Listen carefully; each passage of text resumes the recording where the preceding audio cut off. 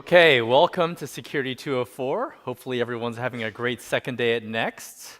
Just wanted to introduce the session. It's protections from bleeding edge phishing and malware attacks.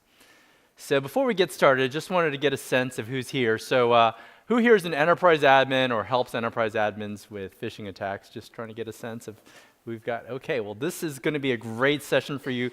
We're going to be going into some of the most complex types of attacks on the internet and how you can protect your enterprises from it. But before we get started, let me introduce myself. My name is Andy Wen. I'm the product lead for security and abuse across Google. And let me introduce my partner here. I'm Neil Kumaran. I'm the product lead for Gmail anti-abuse, and I'm on Andy's team. Okay, great. Thanks for, I'm going to get started here and just introduce a few things before we get started. First off, email has become really pivotal to all of our enterprises. We use it to communicate with each other. We use it to communicate with partners and customers. And so it's very much an open platform.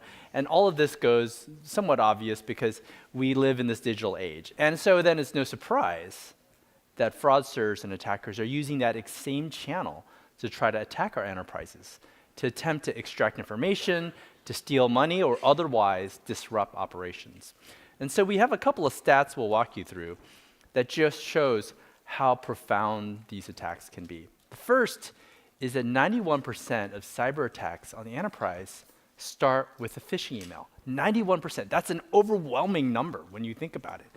And this is often the tip of the spear because the other aspect of it is malware. Every 40 seconds, a business is hit with a ransomware attack. So this is, for those who aren't familiar with this is malware that can enter your enterprise and then encrypt all of your files until you decide or not decide pay a ransom. And the other one, which isn't really the topic of this talk, but also shows the prevalence of network-based attacks, is 84% of organizations are hit with a DDoS attack. There are some other products that GCP offers that help with this, called Cloud Armor, so you can look that up later. But we're going to really focus on the first and the third today. So let's look a little deeper at what trends we're seeing in phishing. We have a chart here that shows the capabilities and what we're finding with Google's safe browsing technology. What this is it scans the internet to find malicious sites like phishing and malware. And the trends are interesting because over time, what you can see is that malware sites have gone down slowly over time, but phishing sites have gone up significantly over time. In fact, 30,000 new phishing sites are found each week, which shows the scale of this threat vector. Gmail sees over 100 million phishing emails per day. Just gives you a sense of the size and scale of this, which is amazing when you think about it. And when you dig a little bit deeper into it, where are they coming from? They're coming from everywhere. When we track the IP addresses of the websites or the emails of where they're being sent, they're coming from all over the world, and they're going to all over the world. So your victims are also everywhere. So this is truly a large-scale, widely distributed attack. There's very few people on the planet that are not subjected to phishing emails. Then, let's look closely at malware. While malware websites have gone down, what we see is actually the user impact of malware is going up. What we see here in the chart is how often Chrome has presented the dangerous download warning. What Chrome does is it tries to protect users who are about to download a known malicious file and say, wait a second, that's that big red warning that you've seen. The rate of this being displayed to user has actually doubled since 2016. So while the malware sites have gone down, the impact on the user has actually doubled. And we are particularly concerned about malware because this is often that silent threat. Users are unaware of what they've downloaded, and the risks to your enterprise are quite profound because this can be that entry point into your enterprise. So as an enterprise admin who's charged with protecting your users, what do? These are what appear to be insurmountable challenges. Well, the good news is the Gmail anti-threat platform has been in existence for over 15 years.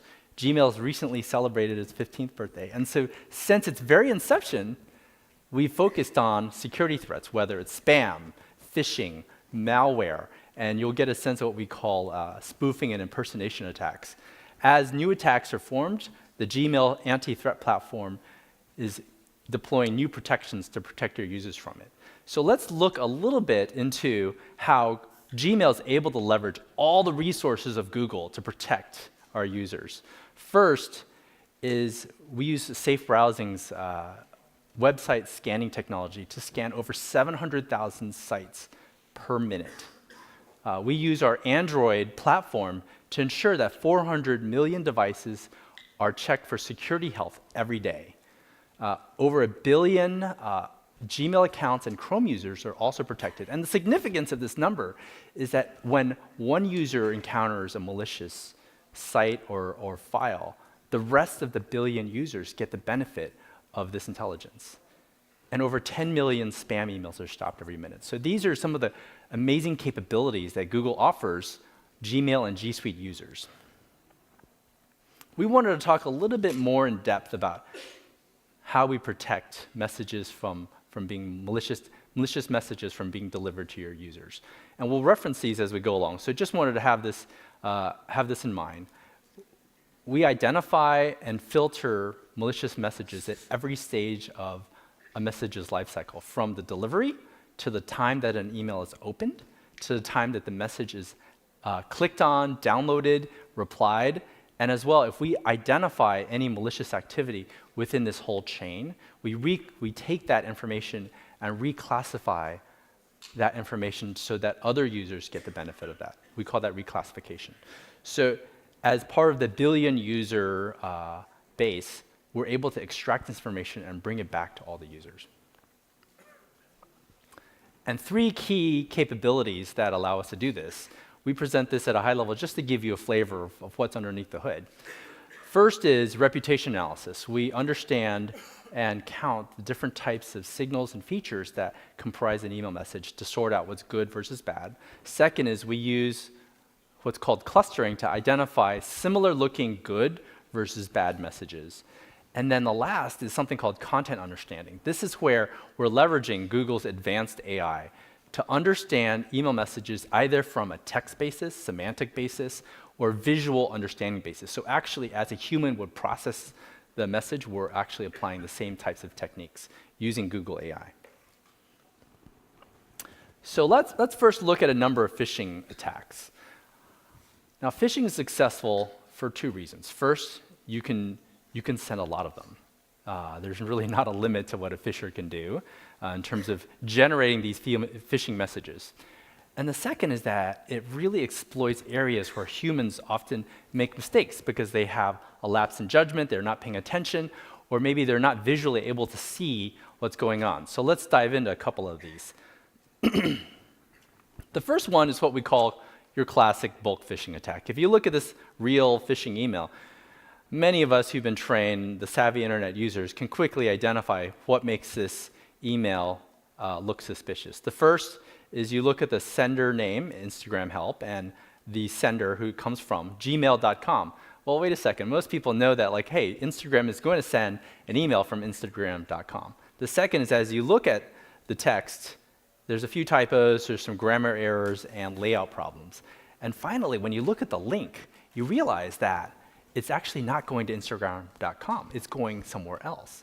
And so this is an example of something that users often see, but we filter these out before it even gets to the user by using feature reputation.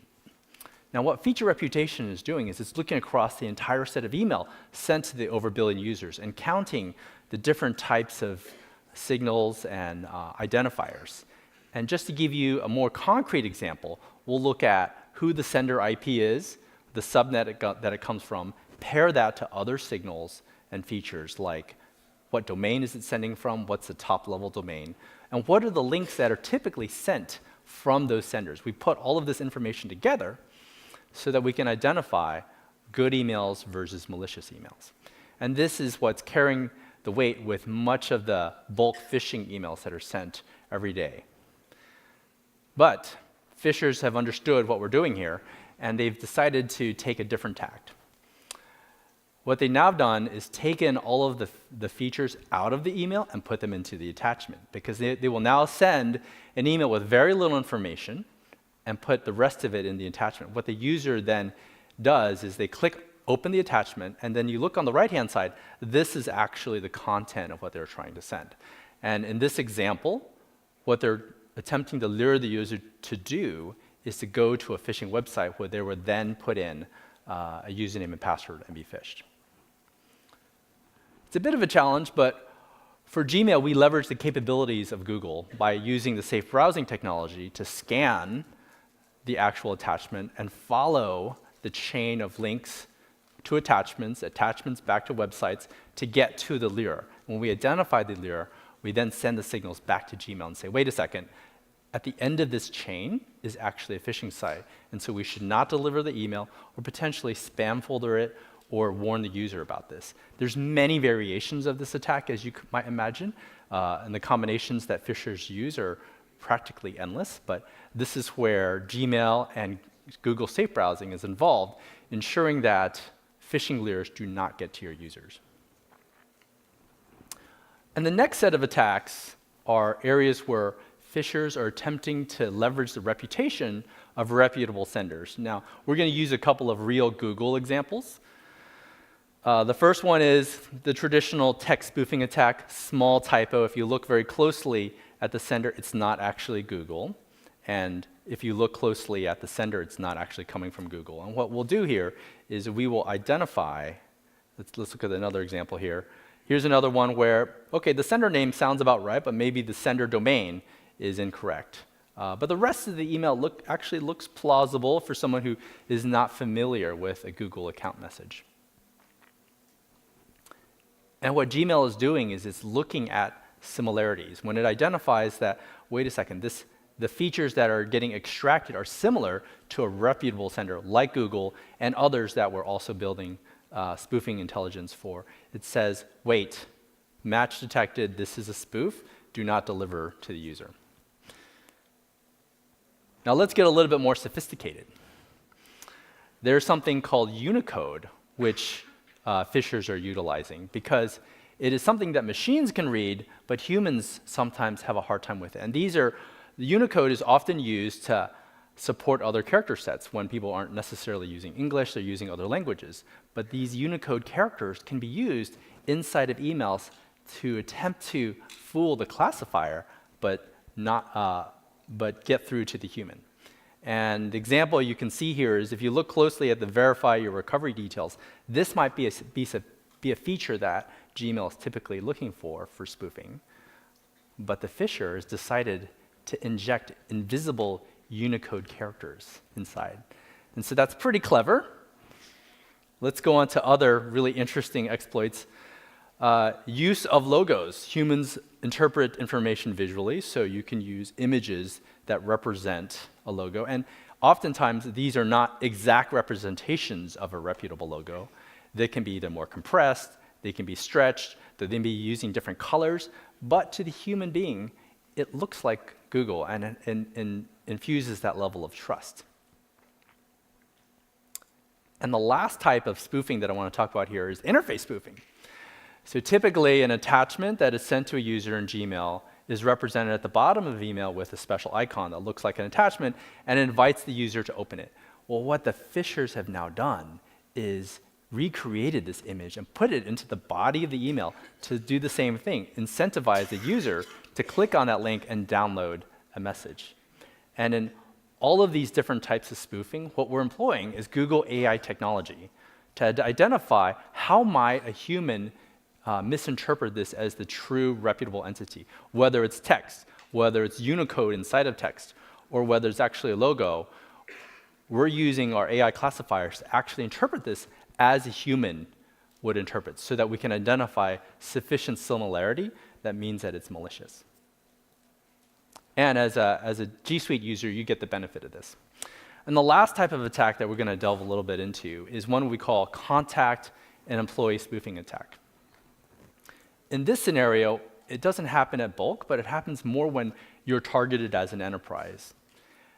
Someone from the outside will study your enterprise and understand who might be its leaders and executives, And then they'll also research who are the administrators who communicate with these influencers and leaders, and then send them urgent-sounding emails. In this example here, you have myself, Andy, sending a note over to Neil, and it's looking kind of urgent, and Neil recognizes who this is. He might not be paying attention that the email address is actually not from the one I usually send from. Right? It'd be very easy on a mobile device, or if you're in a hurry, not to pay attention and to quickly send off a document. So typically, these have been used to get access to W-2 files, get access to other sensitive documents, and even to send like money transfers for invoices and things like that. What Gmail is able to do is identify who are the people that you're commonly interfacing with, and then it looks into your company directory and identifies other common names. And when an incoming email attempts to match up with someone who's already in your enterprise, we display a warning banner so that your users are paying extra special attention to an outside email which is attempting to spoof someone from within your enterprise. And this is where we're able to bring more intelligence to the email experience to identify these kinds of threats. Now, I'm going to bring up Neil to talk about malware attacks as well. All right. Thanks for covering some of the phishing attacks, Andy. Now let's spend a little time talking about malware. As Andy mentioned earlier, malware attacks are on the rise. This is something that we observe in a lot of different parts of our system. But as attacks are evolving, so are we. So how do we protect your organizations from malware? I'd like to introduce you to the Google Antivirus service. This is our internal stack that we use to protect against malware. What you see on the right-hand side of the slide is a simplified picture of the types of protections that we employ to protect your domains. Starting at the top, we can talk about policy-based enforcements. So these are rules, and rules that we employ to protect against specific types of threats and reduce the surface area of those threats. You can think about this as simple policies like the fact we do not allow executable files on Gmail, or we don't allow JavaScript to be sent in. Next, we have our suite of AV engines. We run a number of different engines on every payload that enters Gmail. Some of these engines are first-party built by our security teams that are targeted towards specific threats, and some of these are third parties that we have partnerships with. This allows us to catch the bulk of malware. Below that, we have a few different unique things that we also employ. The first are what we call context-based protections. So an easy example or a way to think about this is if you look at a traditional mail filtering system that receives a malware attack, first, the mail filter will take a look at the email. It will take a look at attributes of the message, who the sender is from, a lot of the things that Andy discussed earlier to try and determine whether the message is good or bad. Then it will take the payload and it will throw it over to the AV scanner, who will scan the attachment to determine whether it is good or bad. Traditionally, these things operate in isolation. What we do in a number of different cases is we use signals across the different components to combine them together. So we'll look at attributes of the mail, but then also take a look at attributes of the payload. And by doing this and combining this inside a machine learning model, we can take weaker signals across these components and combine them for a better outcome or decision. The bottom part of our stack is our security sandboxing technology. Here, we take an attachment, we execute it within a virtual machine, and we analyze what the attachment's actually doing on the operating system, and we can use that to identify a lot of zero-day threats. We'll talk about this feature a little more in detail a few slides later. Now let's take a look at some specific types of threats outside of sort of core malware attacks. The first we can talk about are encrypted attachments. You may have seen these on your domain, but malware authors will commonly encrypt attachments, attach a password to them so that AV engines cannot unpack and scan the contents of what's inside.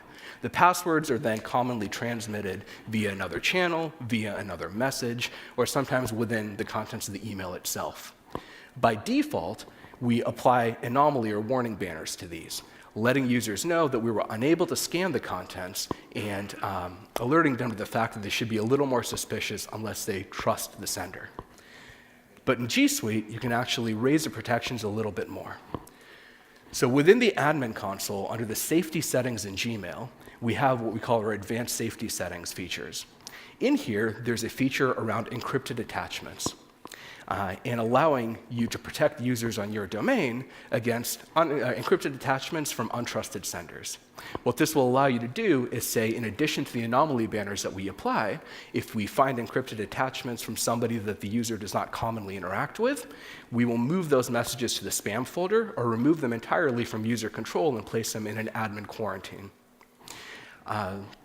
We'll talk about some of the other settings in this section a little while later. So how about zero-day threats? New threats are popping up all the time. How do we react? And what are the things that we do to protect you against this? In addition to making sure that our engines are constantly up to date and our security analysts are taking a look at threat intel to update our engines, we also use sandboxing. So the security sandbox feature is very effective at catching unknown and zero-day malware. It detects the presence of this unknown malware by executing attachments in a private, secure sandboxing environment. The attachments are detonated within this sandbox as if a user was opening it, interacting with the attachment to try and get it to spring its payload. This is all done in a matter of minutes prior to the delivery of the email, ensuring that contents pass through this additional layer of security before they reach your users' inboxes. Security Sandbox has been developed with a focus to provide coverage against malware propagated through malicious embedded scripts, like a Word file with macros or a zip file containing JavaScript, to protect against a lot of zero-day threats. Security Sandboxing can be enabled in the advanced settings section in Gmail within the admin control panel, and it is available to G Suite for enterprise users. So those are some of the common techniques that we employ, but what about emerging threats? Stepping back, phishers and malware authors are well-funded entities. They're persistent, and they're continuously evolving their techniques.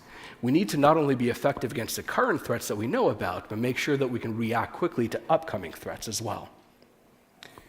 So it's a significant challenge, but here are some of the ways that we're planning to protect you. The first is a new feature that we have called Outbreak Banners. These warnings are generated by an AI model that we have that considers reports from a particular domain and combines it with other indicators of suspicion to try and catch new campaigns within a domain very, very early. What we will do is we will start to spring up a warning that alerts users that other members of their domain have found this to be suspicious, and we ask them for their opinions as well. Based on the feedback from the users, as well as the evolving reputational features that we have as time progresses, we will either boost the signal, releasing the warning to a wider population, and at some point, we will actually reclassify the emails and move them to spam for everybody on the domain. Or if we get feedback that the email is actually benign, we will drop the warning. The next way that we react to new and incoming threats is our layered defenses. So you'll commonly hear about defense in depth strategies, but this is how we think about it from a Gmail perspective. So you can think about this as the life cycle of the message, and it maps to what Andy was talking about earlier. First, at the entry point, we will take a look at authentication factors about an email. Things like the DMARC policy or signs of overt spamminess or maliciousness, and we will reject those emails before they ever enter our systems. Next, pre-delivery, our AI-based filters will run through the contents of the message using the techniques that Andy talked about before, and our AV stack will scan any attachments for malware. When the message opens, when a user opens a message, an additional layer of protections will kick in. An additional AV check is run, ensuring that the most up-to-date verdicts about an attachment are leveraged. We will also apply the warning banners that we discussed and add some additional checks. If a user continues further and starts to interact with a message, we have additional protections that kick in. When a user interacts with an attachment, we will first preview them by default, making sure that users don't interact with the documents themselves unless they want to take one step further and download them. If a user clicks a link, there are a few things that we do. First, using all of the reputational features that we calculate, we will throw a suspicious prompt warning the user that a link looks suspicious and making sure that they wish to continue.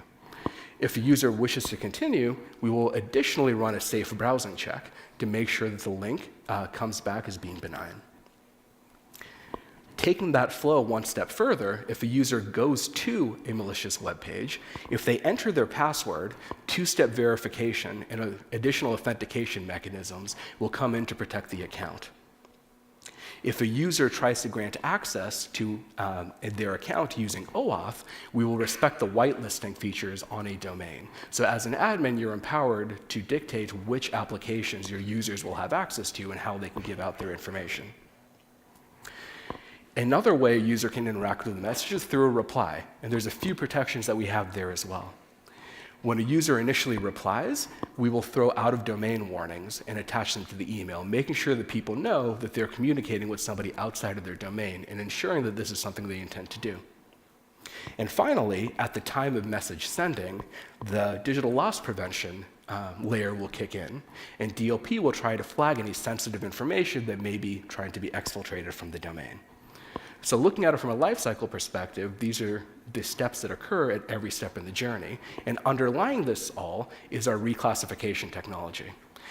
Using the data that we have from the 1.5 billion users, we are constantly recalculating reputation, and we will go through and make sure that the intelligence is applied and messages are moved to spam if appropriate.